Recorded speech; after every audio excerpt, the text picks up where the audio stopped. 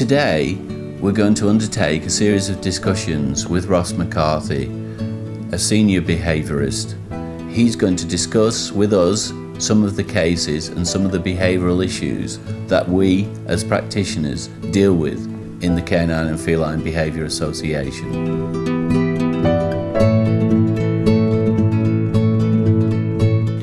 Ross, perhaps one of the most unusual behaviours, and perhaps one of the most unacceptable that owners find that their dogs may perform, is known as coprophagia, or feces eating.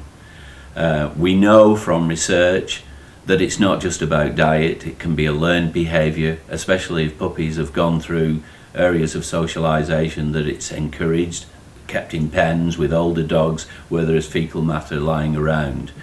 This is a behaviour that needs to be dealt with very carefully because owners can reinforce it.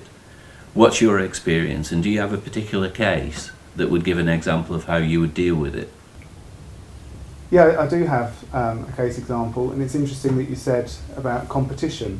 The case I saw most recently was two Labradors walking in a park, and it had gone from eating poo that they may have stumbled across to actively seeking it out. So their whole purpose in the park was not to play with other dogs, was not to sniff and do what dogs do. It was a mission to find feces to eat, and there were two of them, so there was competition involved as well with the two dogs. And with all of the behavioural issues that I see, I tend to look at the whole picture. So as opposed to just looking at the problem and dealing with that in the park, I look at the whole of the dog's lifestyle, the way that the owners are with the dog, their level of obedience training, diet, and all manner of the dog's life. So I did change the diet for the dogs to a more appropriate, what I deemed a more appropriate natural diet, rather than some of the processed pet foods which I believe can induce coprophagia. And in addition to the diet change, I also got the owners to start changing the dynamics in the park. So rather than just arriving at the park, letting the two dogs off lead and they go off on their hunt, we started changing that. So they started doing a little bit of training at the beginning of their walk.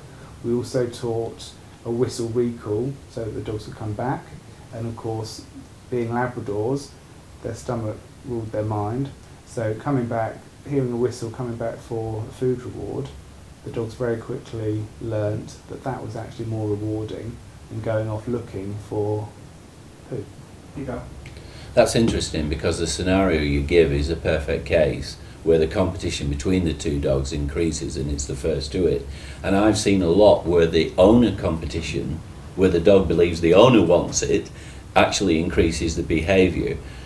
And the motivation to change that is also interesting because it does involve advanced training techniques. It does involve giving a reward whistle and making sure the reward's sufficient. When you've got a dog that is food orientated, as you said, that's probably the easiest side of it. But to change the whole process and undo this idea that the dogs would just go straight into the park and that would be the first job to do is quite interesting. Motivating the dogs to come back, perhaps random recall, making the motivation for coming back a very rewarding experience is often the first step to changing what is really a difficult behaviour. And many years ago it was a reason for euthanasia in dogs, and that's on the veterinary record. So to change it in a behavioural process is perhaps a very significant step to the future. And thank you, Ross. That's very interesting, as all areas of our work is interesting, not only to other people, but especially to us. Thanks for coming today to discuss your cases.